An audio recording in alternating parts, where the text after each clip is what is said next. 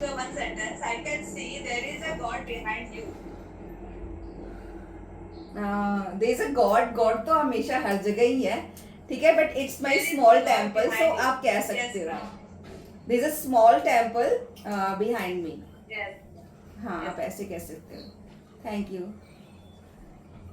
Okay, सो मैं एक sentence है, मैं पूछती हूँ अंजना भाटी जी, आपसे मैं पूछती हूँ कि मेरा मोबाइल फोन, मेरा जो फोन है वो बेड के ऊपर है.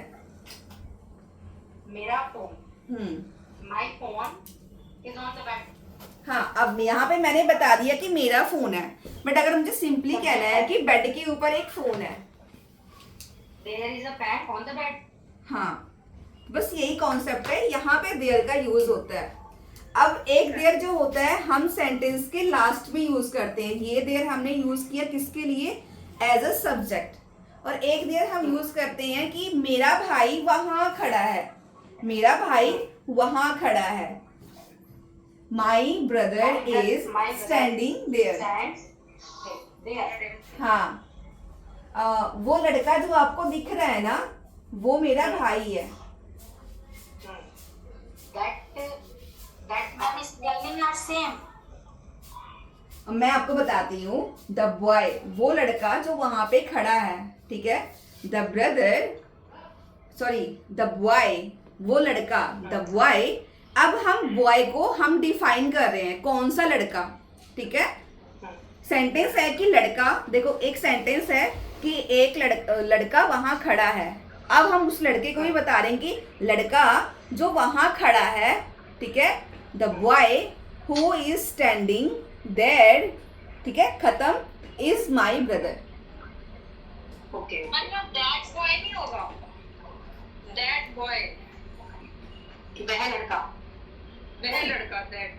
हाँ, आप चाहो तो कह सकते हो, बट हम यहाँ पे ये भी कह रहे हैं कि वो लड़का जो वहां पे खड़ा है, ठीक है, जो लड़का वहां पे खड़ा है, दैट बॉय हम कह सकते हैं. That boy is my brother, कोई दिक्कत नहीं है. बट जब आप हम न्यूज़पेपर पढ़ते हैं ना, तो हम इस सब्जेक्ट को हम डिफाइन भी करते हैं.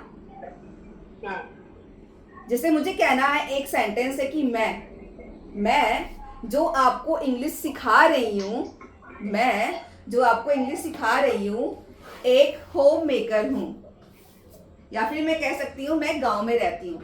सो मैं गांव में रहती हूँ. I live in a village. अब मुझे आई को डिफाइन करना है, जो कि एक जो आपको इंग्लिश सिखा रही है. I who is teaching you English, खत्म, is a villager. Is a villager, ठीक है. ऐसे सेंटेंसेस होते हैं. हाँ, सो कई बार देयर का यूज एज अ सब्जेक्ट भी होता है. मोस्टली सब्जेक्ट का यूज होता है जब हमें किसी चीज की एग्जिस्टेंस दिखानी होती है, ठीक है. और लास्ट वाला देयर हमें पता है हम वहां के लिए यूज करते हैं. ओके, जैसे come here, come there, like go there, वहां जाओ, यहाँ आओ. सो यहाँ पे हम देयर का यूज करते हैं ना. ओके, सो आई थिंक आपको समझ आया होगा देयर का कॉन्सेप्ट.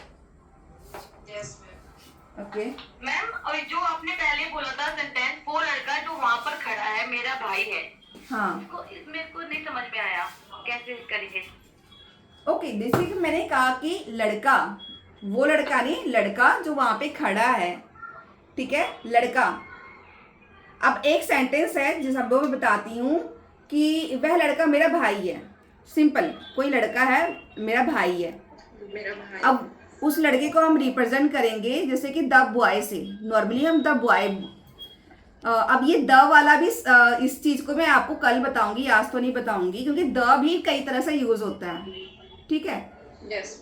हाँ, तो इसको थोड़ा मैं ऐसे सिंप्लीफाई कर देती हूँ कि हम लड़के को मेंशन करेंगे, वह लड़का मेरा भाई है, ठीक है. सिंपली आप इतना समझ लो. अब हमने लगा दिया द बॉय. द बॉय, अब हमने यहाँ पे कहते हैं कि जो वहां पे खड़ा हुआ है, who is standing over there, खत्म, इज माई ब्रदर. तो कुछ सेंटेंसेस ऐसे होते हैं जहां पे हम सब्जेक्ट को डिफाइन करते हैं. मैम PHEIR देयर का होगा ma'am. Ma'am yes yes Aaba ji. Ma'am can I speak? Yes yes Can I yes speak? Swastik ji. Ma'am आपने बोला the boy who is standing over there, my question is कि ओवर देयर हमको कहाँ लगाना चाहिए, मतलब एक ओवर वहां देयर, पर खड़ा है, वहां पर।